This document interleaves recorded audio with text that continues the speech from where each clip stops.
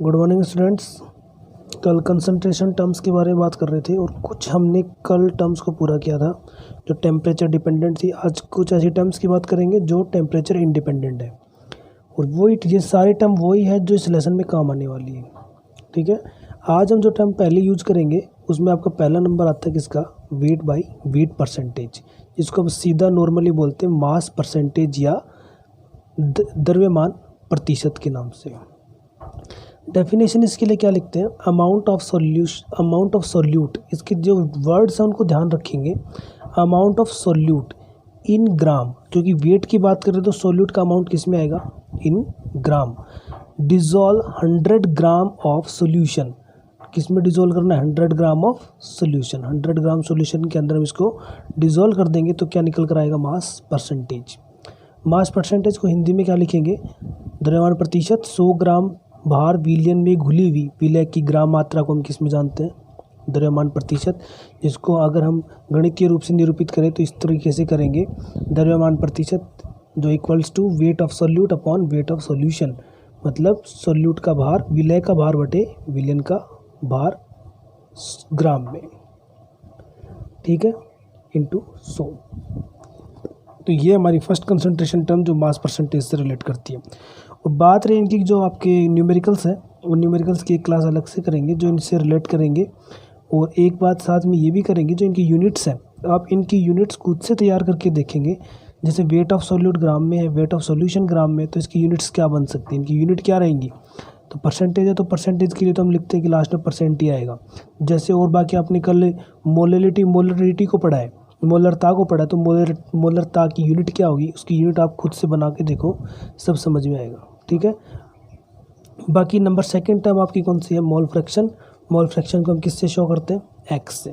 अभी mole fraction है क्या, देखो मोल भिन्न जिसको कहते हैं, मतलब मोलों की भिन्न। अब ये मोल कहाँ पर उपस्थित होंगे, जैसे हमने मान लिया मोलों की भिन्न के बारे में कि हमने मान लिया एक विलियन लिया, उस विलियन में विलियन का मतलब उसके दो घटक हो गए, एक तो कौन, सोल्यूट जिसको हम विलय बोलते हैं, और दूसरा कौन है, सॉल्वेंट। तो ये एक सॉल्यूशन है और इस सॉल्यूशन के दो कंपोनेंट सोल्यूट और सॉल्वेंट इसके अंदर घुले हुए हैं। मतलब हमने अगर विलियन लिया है तो विलय और विलायक इसमें ज़रूर होंगे। तो इसमें हमने ये कहा कि दो प्रकार की घटक है, एक ए और दूसरा बी। दो घटक हो गए घुले हुए, एक ए और दूसरा बी। अब ए और बी दोनों अलग अलग घटक है, तो हम क्या करेंगे, जब मोल भिन्न तैयार करेंगे तो मोल भिन्न के लिए क्या लिखते हैं, अगर हमें ए की मोल भिन्न तैयार करनी है तो ए का नंबर, ए के मोलों की संख्या और इन दोनों के कुल मोलों की संख्या को आपस में क्या कर देंगे,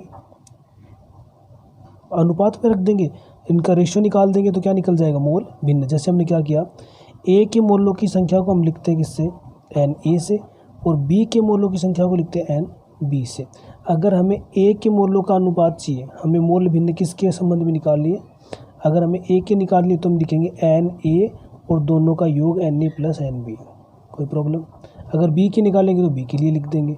तो डेफिनेशन हमें क्या लिखनी है, ratio of mole number of any component, ratio of mole number of any component कि रेशियो किसका निकालना है, mole number of any component and total number of mole in solution. तो सॉल्यूशन के अंदर जो कंपोनेंट है वो और सॉल्यूशन का टोटल मोल नंबर, उन दोनों का आपस का रेशियो निकाल देंगे तो क्या निकल जाएगा, मोल फ्रैक्शन। हिंदी में क्या लिखेंगे, हिंदी में लिखेंगे कि विलयन में किसी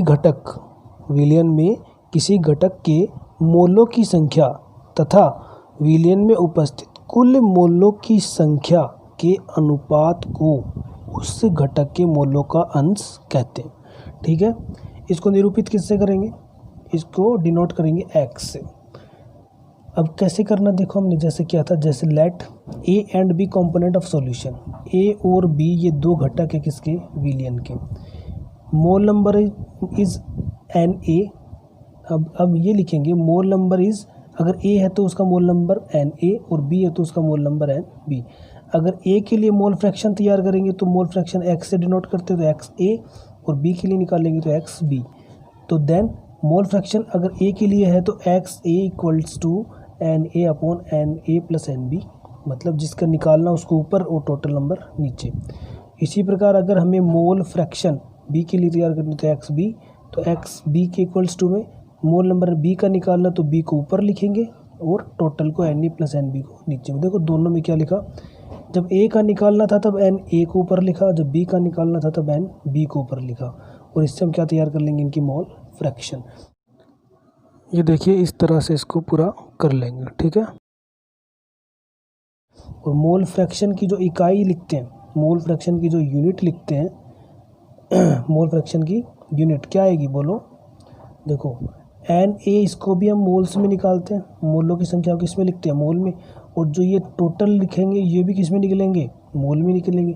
मतलब मोल से मोल कैंसिल हो जाएगा, तो इसकी यूनिट क्या होगी, कुछ भी नहीं है, ठीक है। मोल नंबर को हम सीधा लिख सकते हैं, मोल भिन्न की कोई भी यूनिट नहीं है, ओके।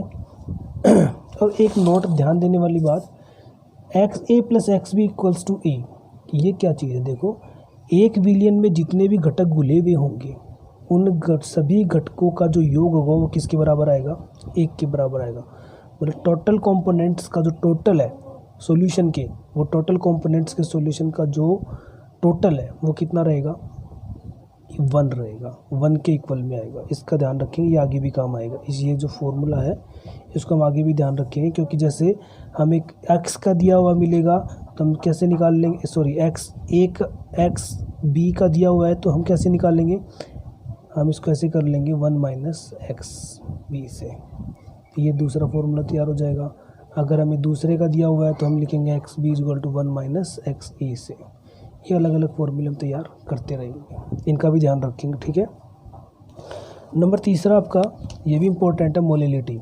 मोलिलिटी की जो डेफिनेशन है वो क्या, मोल्स ऑफ सोल्यूट इन पर केजी। देखो हमने मोलिलिटी किया था, मोलिलिटी में मोल्स ऑफ सोल्यूट इन पर लीटर, यहाँ पर केजी आ जाएगा। मोलिलिटी की बात करेंगे और इसने हमने किस पे बताया, जो अब आज की जो टर्म्स पढ़ी है, weight by weight percentage, mole fraction और मोलिलिटी, ये तीनों की तीनों टर्म्स टेम्परेचर इंडिपेंडेंट है। मतलब किस पे डिपेंड करती है, मास मतलब द्रव्यमान पे डिपेंड करती है। द्रव्यमान टेम्परेचर के अकॉर्डिंग ना तो बढ़ता है और ना घटता है, ठीक है। तो यहाँ पर भी हम उसमें तो हमने आयतन की बात की थी, तो यहाँ पर हम किसकी बात करें, भार की बात करेंगे। तो भार किस में निकालेंगे, पर केजी, वेट ऑफ सॉल्वेंट। तो अब एक चीज़ और ध्यान देने वाली बात कि वहाँ पर मोलरिटी में हमने सॉल्यूशन कहा था और यहाँ पर किसको लिखेंगे, सॉल्वेंट को यूज करेंगे, ठीक है। तो दोनों की डेफिनेशन को मैच कर करके हमें एक दूसरे से समझना है।